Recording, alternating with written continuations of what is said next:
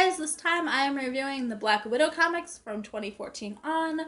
This particular book is Volume 1, The Finely Woven Thread, which has the first 6 original comics, and also the all-new Marvel Now, .1, number 1, which is written by Nathan Edmondson and illustrated by Phil Noto.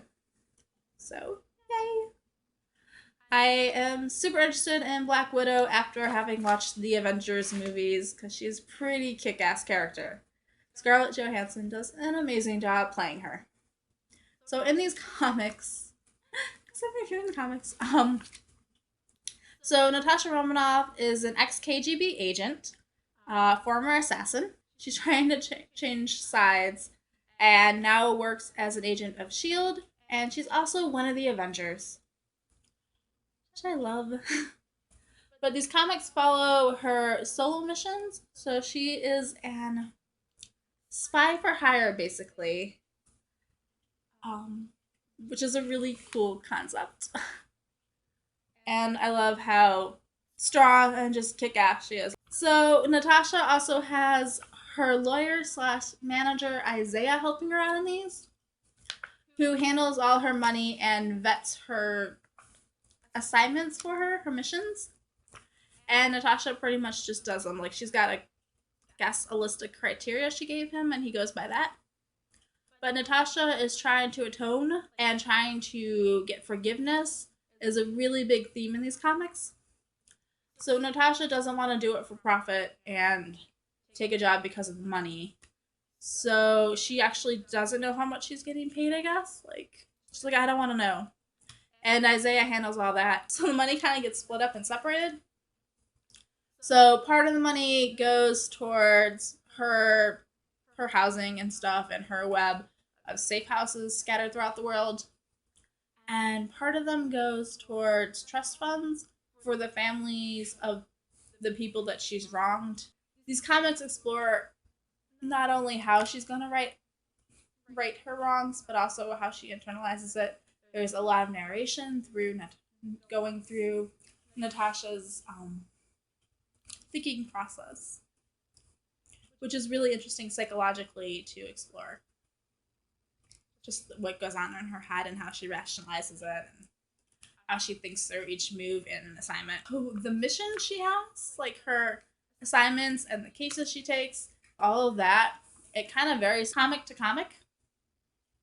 And even within one comic, she might have several different missions going on. I like the fact that they're pretty unpredictable. Natasha doesn't always know who is hiring her to do the particular job, and sometimes, actually quite frequently, they don't turn out the way she expects them to. So I like just the whole, this is how we be a spy thing, between being really glamorous and feminine, but also being the assassin and the spy, and being super tough and able to like go in and be the best at what she does. It's a really cool line that gets walked in these comics. And the personal relationships that Natasha has are also pretty telling to her character.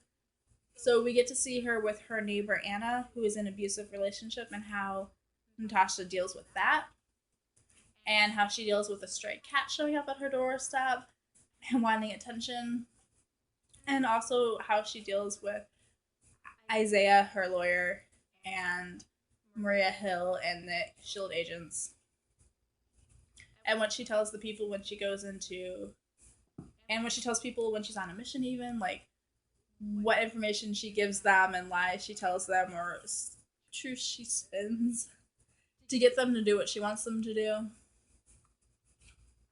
I really like the psychological parts of these, if you cannot guess, if you have not noticed that yet.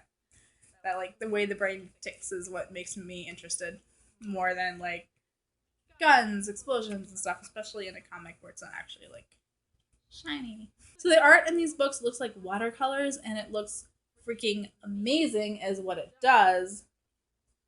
And it's gorgeous and beautiful and lovely and fantastic. And it's just such a pretty book.